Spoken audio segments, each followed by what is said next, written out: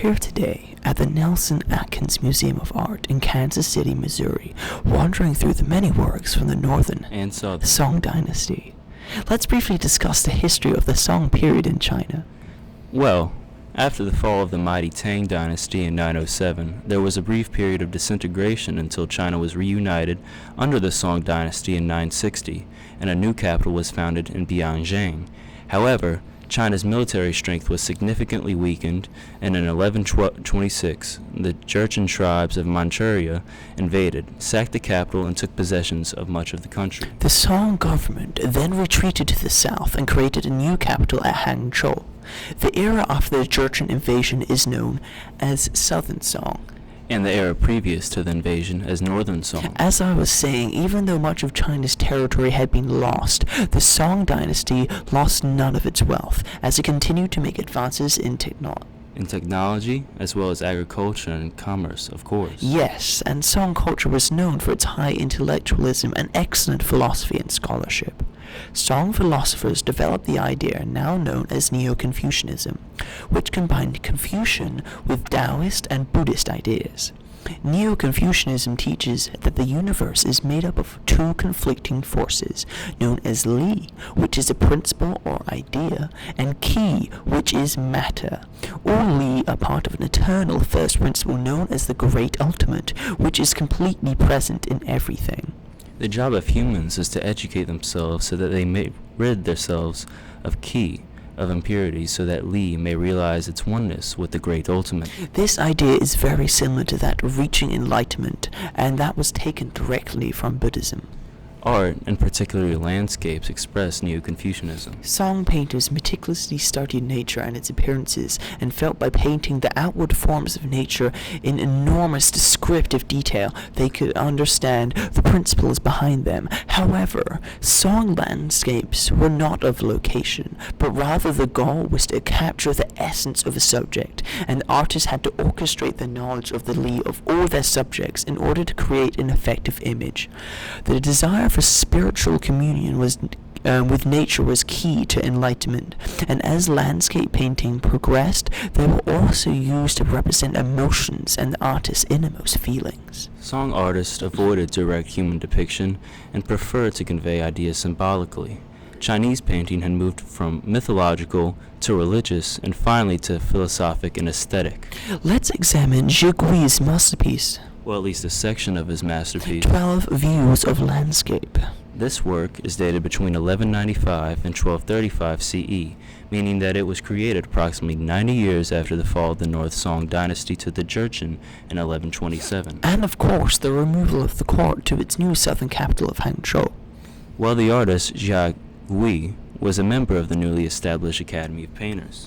In general, Academy members continued to favor such subjects as birds and flowers in the highly refined, elegantly colored court style patronized earlier by Grieshop, who of course was the previous emperor of China. But Zhi Gui was interested in landscape and cultivated his own unique style. Today we only have the last 4 of the 12 views of landscape originally made. However, they are enough to illustrate the unique qualities of his approach. Let's start at the right of the work, how all Chinese hand scrolls are typically read. This section is called Distant Mountains Riding Geese. Here we see the most prevalent use of negative space to illustrate mist. Furthermore, the negative space symbolizes the Song philosophy transitioning from the tangible to the intangible. Yes, but we'll get into that later, as well as the indication of a mountain appears near the top of the margin. As well as an abstract representation of geese. Okay, well let's move on to section 2 of the work, which is entitled A Misty Village Returning Ferry. This section showcases woods and the roofs of a village emerging from a mist on a diagonally receding spit of land, as well as a boat with a ferryman and 2 passengers inside the ferry seeking to cross the river. The indication of a shoreline carries our eyes into section 3 of the work, Fisherman's Flute, Pure Solitude. The title suggests that the lone fisherman in his boat, seen from the back, is playing the flute. However, one may even determine this on their own. This is amazing when considering just how unrecognizable the human form looks from behind and the abstract style of Zhi Gui. Despite this, many eyes may wander immediately to the left of this section as Gui perfectly captures the natural form of indigenous trees and the typical serenity of Chinese landscapes. As well, the nets hung out to dry indicate relief from the long day of work. The geographic form, beginning in section 3, runs through the final existing section of the work, entitled Misty Bank Evening Mooring. This section shows sailboats moored by the riverbank, a temple gate just visible through the mist. And don't forget the path curving round the hills featuring the 2 load-bearing figures. 12 views of landscape is distinctively and obviously Southern Song in style, in contrast to the majestic, austere approach to landscapes of the Northern Song painters. Jia Gui presents an intimate and emotional view of nature. Precisely controlled ink washed perfectly suggests a veil of mist throughout the landscape, while a few deft brushstrokes suffice to indicate forms of all shapes and sizes through the mist. The simplified forms, stark contrast of light and dark, as well as asymmetrical composition and great expanses of blank space suggest a fleeting world that can only be captured in glimpses. And as I said before, the intangible has more presence than the tangible.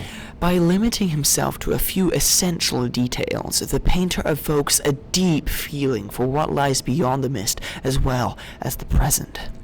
During the late 12th century, a new school of Neo-Confucianism called the School of Mind insisted that self-cultivation could be achieved through contemplation, which might lead to enlightenment. Yes, and the idea of sudden enlightenment may have come from Chan Buddhism, better known in the West by its Japanese name Zen.